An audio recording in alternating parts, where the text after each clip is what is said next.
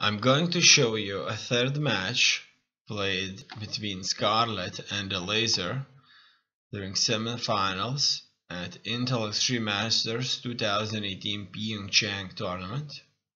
Scarlett is on the left, while Elazer is on the right.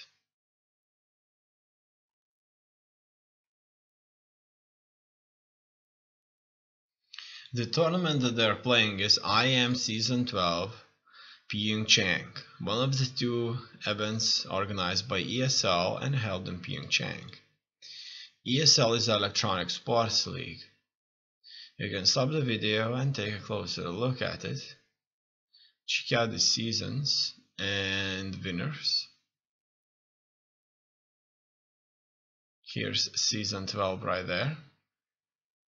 Major events, other events, team tournaments, minor tournaments, special events, weekly tournaments, and you can also see other series. Here, PyeongChang tournament, it has a $150,000 payout. It's held in South Korea, and there's an 18-player single elimination tournament. It used to be a little bit different, however it got changed. As you can see, you can read this through. It's a new solution to change IEM PyeongChang to become an 18-player tournament. The maps are Abiogenesis, Acid Plant, Backwater, Blackpink, Catalyst, Eastwatch, Neon Violet Square. Prize pool has distributed as follows: first place 50,000, second place 25,000, third, fourth place 12,500, fifth, eighth place 6,500, ninth, 16th place 3,000, 17th, 18th place $3,000 each. And here you can have a closer look at the results. I'm showing you this match right here, Scarlett versus Elazer. It's currently 2-2 and they'll be playing on Catalyst. As you can see, Scarlett has won. We'll find out how exactly she achieved that. Racial distribution here. Zarek has dominated this tournament. And map statistics. Now, surprisingly, as if it would be computer generated balanced play, we see 50-50, 60-50, 66. I still think it's not bad, considering the statistics are awesome here. So many.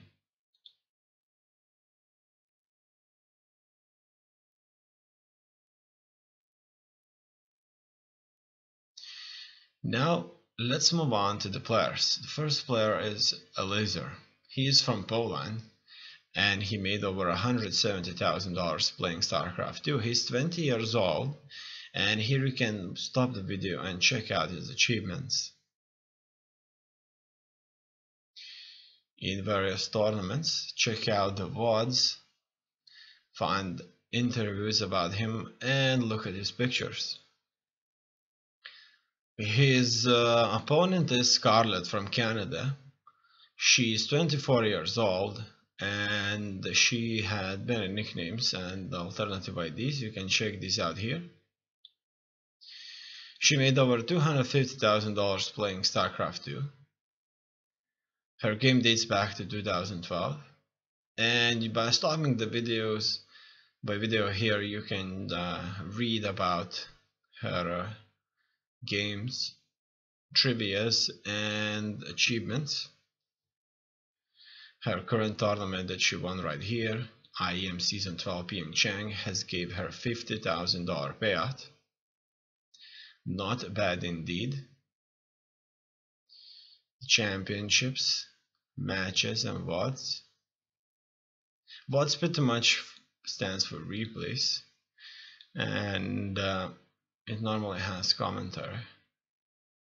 Interviews that date back to 2012, articles right here, and pictures.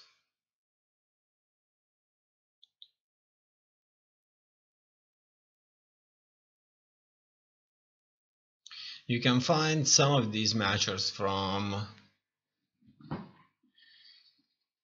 IEM Season XII PyeongChang Intel Extreme Masters tournament at AndYouLeftTheGame YouTube channel. You can find it by typing AndYouLeftTheGame into YouTube search bar.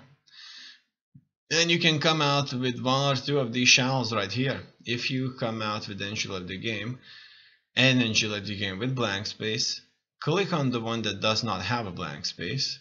It will take you straight to the channel and you'll be able to find the video you want to see.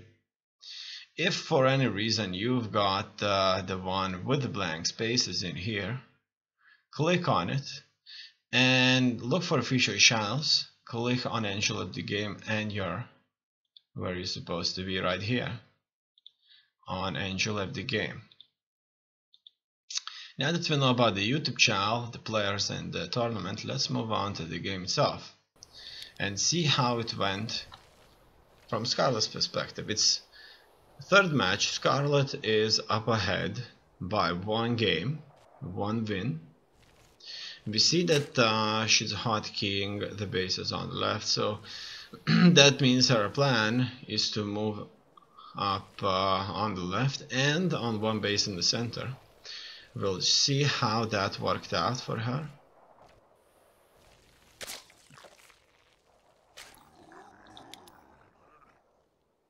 We see that an Overlord is born.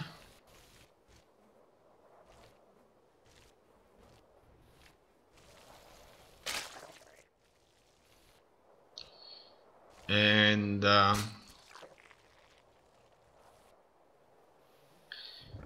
second hatchery is on its way.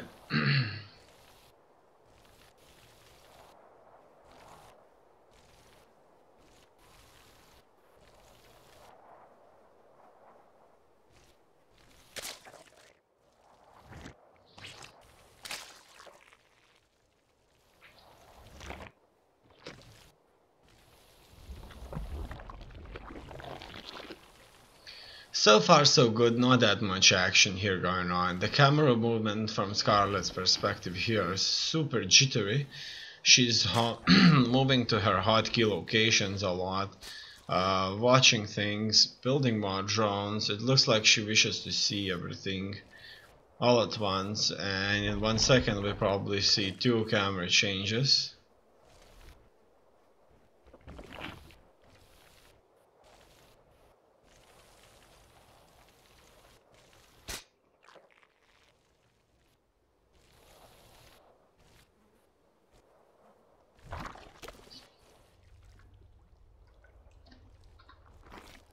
More drones are being built. Let's take a look at the numbers. As you can see, just like in the first 2 matches, the drone numbers are very similar, so it looks like they're going for a very similar strategy to both of them. The Overlords in this case are giving a really good view of the situation. Obviously sending Overlords to Terran bases wouldn't be as good, however sending them to Zerg bases is not such a big deal, because only the Queen can shoot air, and Zerg does not have anti-air or air units for quite some time, really. The Queens are not that big of a deal. Overlords end up being hunted down. Here we see that Elazer has successfully or unsuccessfully tested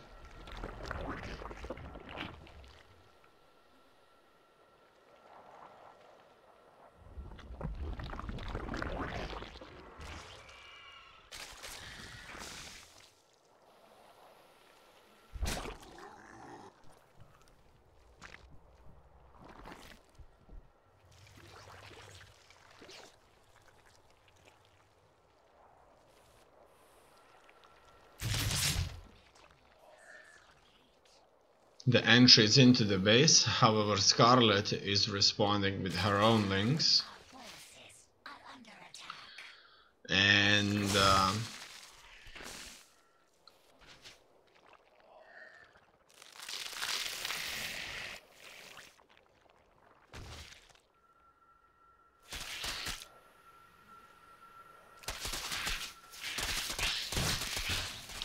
We see an attack on the second base. Looks like it's a successful attack for as long as Harvesters die, but it looks like Harvesters did not die here because Scarlett is consistently moving away. All these mainlings are not catching anything here, and they were not detonated when they were in drone lines. It looks like they have served very little purpose, really, besides killing a bunch of lings. So Scarlett did not kill all those drones. Only 3 drones died from lings touching them for a short period of time there. I think that the Scarlett was able, or would have been able, to kill off all or most of those drones if those lings would have been dedicated to do that. However, they were fighting laser lings. However, here we see that Scarlett is successfully killing off the 4th base. She's not building herself a 4th base, she's just moving forward with a further wall out here, which is just a outstanding success here. We see that. And the wall has been reduced in size, in length. A lot of movement here taking place. Scarlett is starting a 3rd base in 5 minutes here. Elazer, on the other hand, is kind of moved away from making a 3rd base there. We see that he's trying to avoid banelings as much as possible. These banelings are not making any good hits whatsoever. Once again, Elazer's 3rd base has been denied. However, he made sure that quite a few lings could move into Scarlett's base. However, just like Scarlett, Elazer's lings did not do any powerful hits on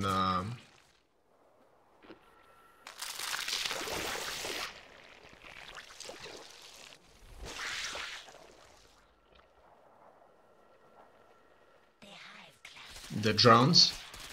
Here we see Elazer trying to deny Scarlett's 3rd base. It looks like that was completely unsuccessful.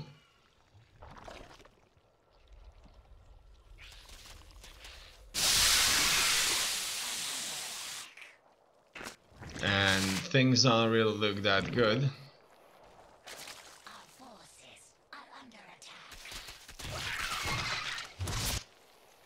Are not really looking that good.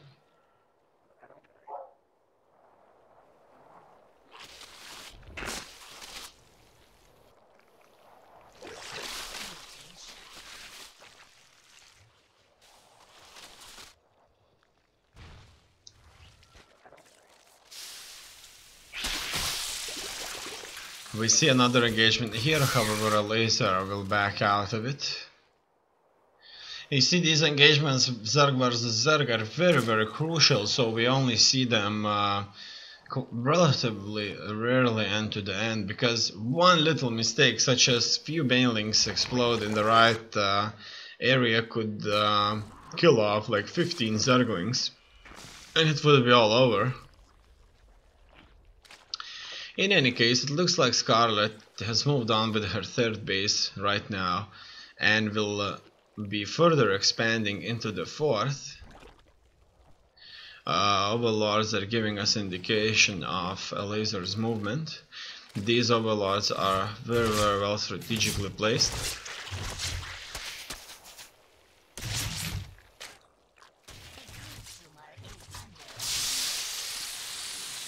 More attacks are taking place.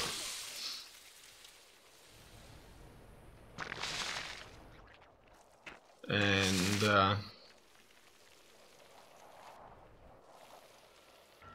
upgrades, quite a few upgrades are on the way, but not many have been completed. That's a nice example of attack upgrade versus defense upgrade.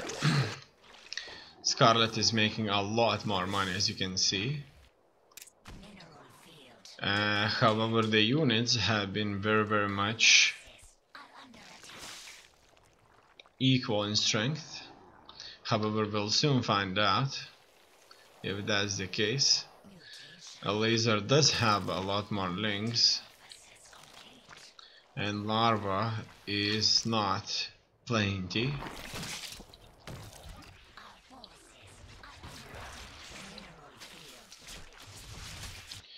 Here we see Elazer trying to move into Scarlett's base, and this main army just engaged. We'll see how this plays out. 1-1 upgrades for both players.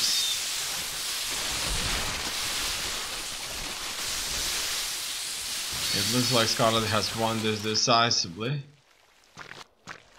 and will be moving on to Elazer's base. However, Elazer decides that it's too much, and Scarlett would certainly prevail.